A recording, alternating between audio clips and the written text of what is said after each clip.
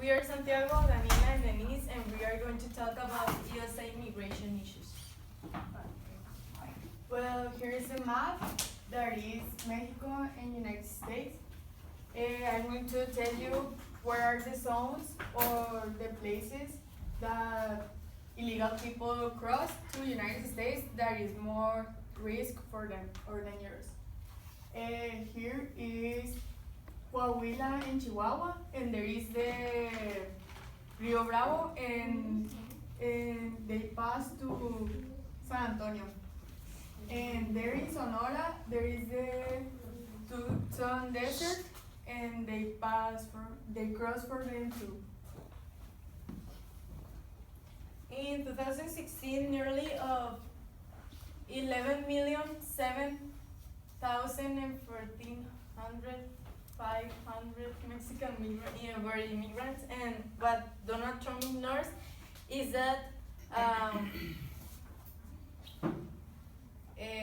a recent report shows that more Mexicans are leaving than coming to the United States, and one of the most important reasons is that Mexican families have to grapple with hard economic and legal realities that affect them, and they often conclude that returning to Mexico is the best option.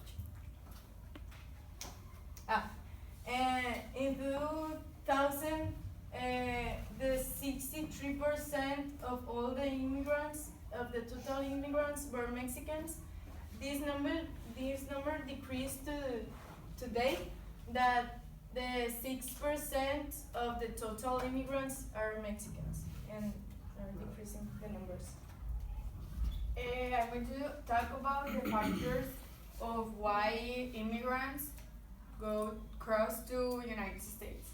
The first factor is foreign security. People thought that the Mexican government, is not qualified to protect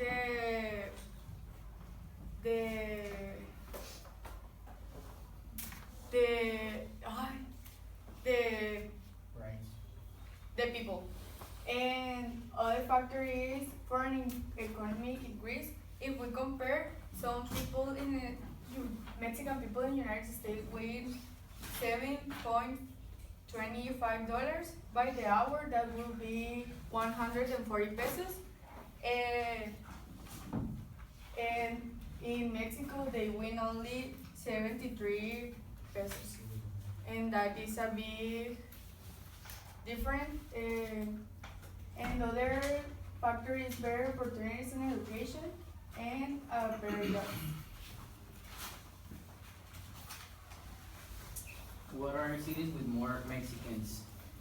Chicago has a 6% of the Mexicans that immigrate to the United States of the total of immigrants. Dallas has a 5%, and Los Angeles, with the most, have 40%.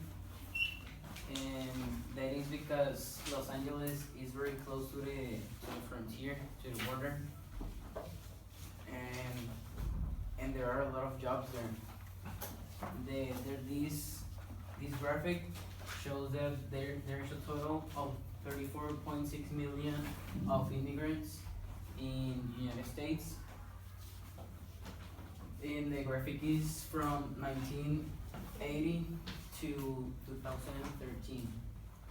There shows that there are more Mexicans that were born in USA, but they can't have legal papers because their parents were not born there, and they don't have the legal papers to make their childs like United States natives.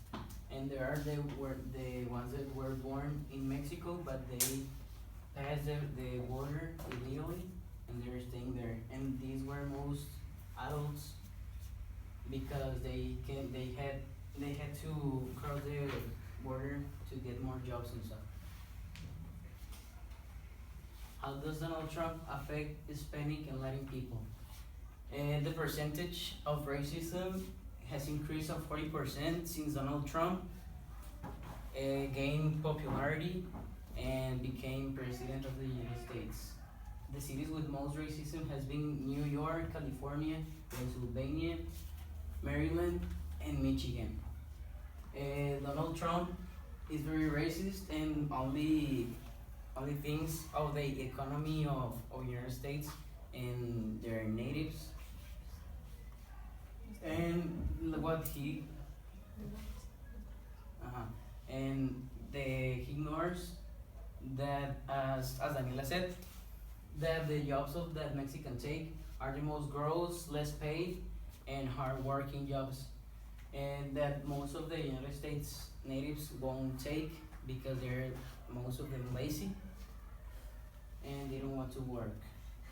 So Donald Trump teach United States people that they have to make America great again. They have to be racist. And By kicking out all immigrants, like Hispanic people or Aryan people. Afghanistan people too, and that's it.